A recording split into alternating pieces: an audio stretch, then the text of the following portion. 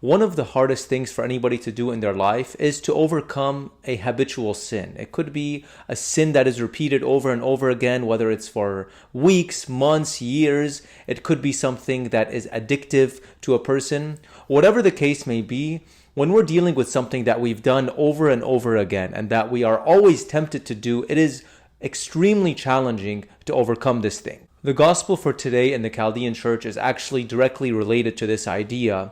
And it shows the story of a woman who had a spirit of infirmity. That's the way that the gospel describes it, for 18 years. And it shows how Jesus freed her from this, and that it wasn't only something physical that she was suffering from, but something spiritual, and it had to do with the devil. And so this sequence of the woman's encounter with Jesus and Jesus healing her really shows us how we can overcome the sins that we struggle with, and especially the habitual sins. And so now I want to read the story from the Gospel of Luke, chapter 13. Now Jesus was teaching in one of the synagogues on the Sabbath, and there was a woman who had a spirit of infirmity for 18 years.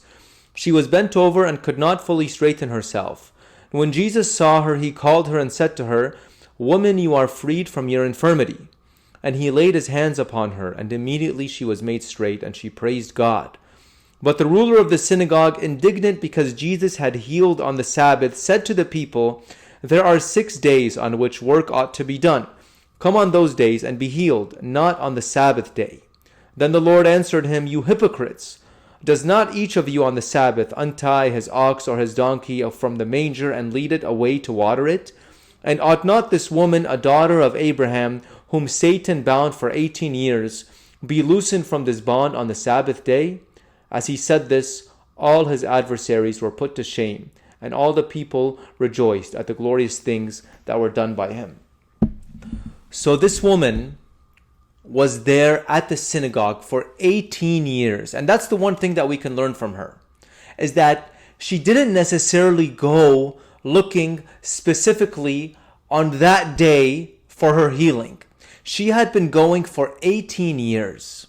And so this shows us one very important thing about overcoming addictive sins. It's that we should never give up. And it also shows us that we should not have a specific timetable for God. Like, I've been doing this prayer for a month, or I did a novena, or I've been doing the rosary every day and I'm still struggling with the sin. Keep doing what you're doing and keep trying to increase your reception of God's grace, so that God, by you not giving up, God will work in you. And so that's the first thing that we learn from this woman, that for 18 years, she did not give up, and she went and made herself available for Jesus to heal her. The second thing, it says that she was in the synagogue, and so she was with the people. Even though she was bent over, even though she was crippled, even though she probably looked kind of funny, she was still with the community of the people. It did not lead her to go and be secluded by herself just because she was embarrassed of her condition. And so that's another very important thing, is to be with the community.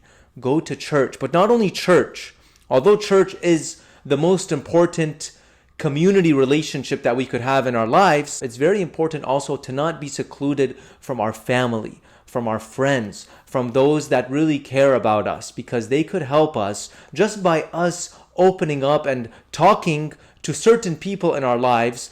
We could have the support that we need in order to overcome the sins that we struggle with. And so that's another thing that we learn from this woman, is that she did not separate herself from the community because of her condition. The third thing that we see this woman doing that we could learn from is that she put herself in a position to be seen by Jesus.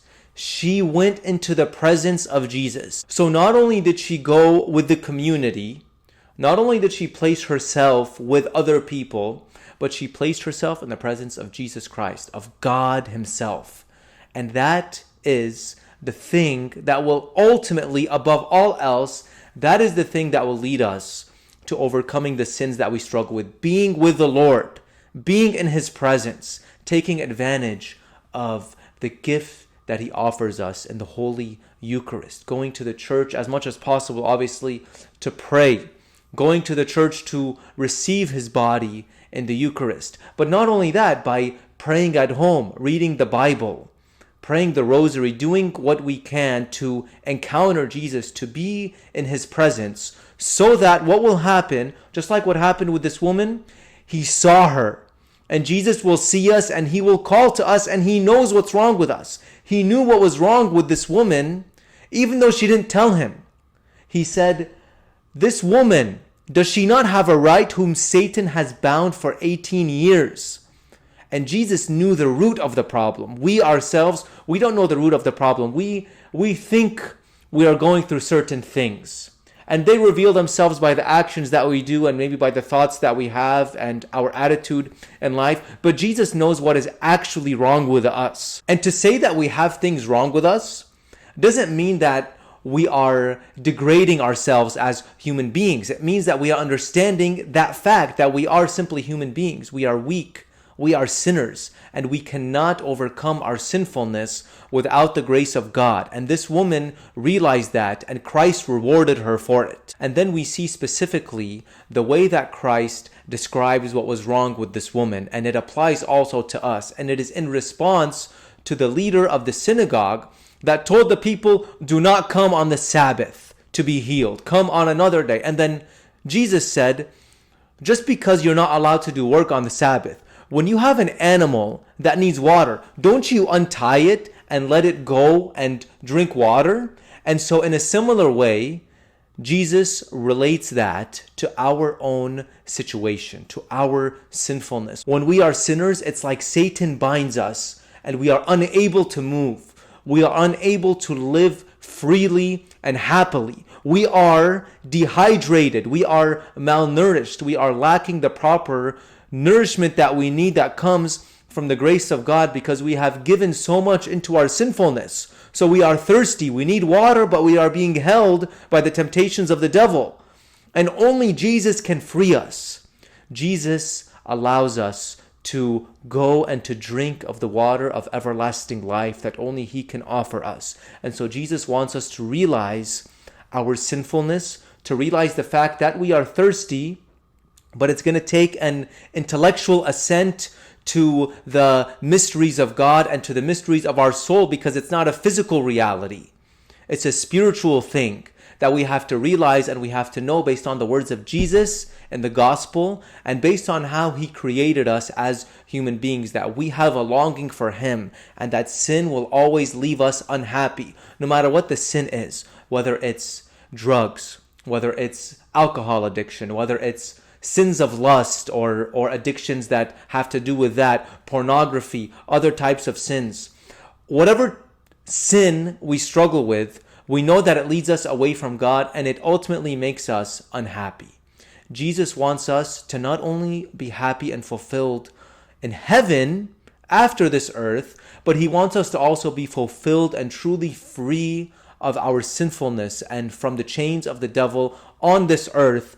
And that's what he offers us, and that's what he shows us with this woman. So let us follow the example of this woman who did not give up, who was with the community and did not segregate herself out of embarrassment, who went to Jesus and placed herself in the presence of Christ and accepted his healing mercy. Let us be like her, and let us encourage others also to be like her. And if others will not come to Jesus, let us be so filled with the presence of Jesus that when we are by these people, they can sense that Jesus is with them because of the love that we have for them, and because of the fact that God could work through us, that God could reach others by his grace through our goodwill and through our participation with him.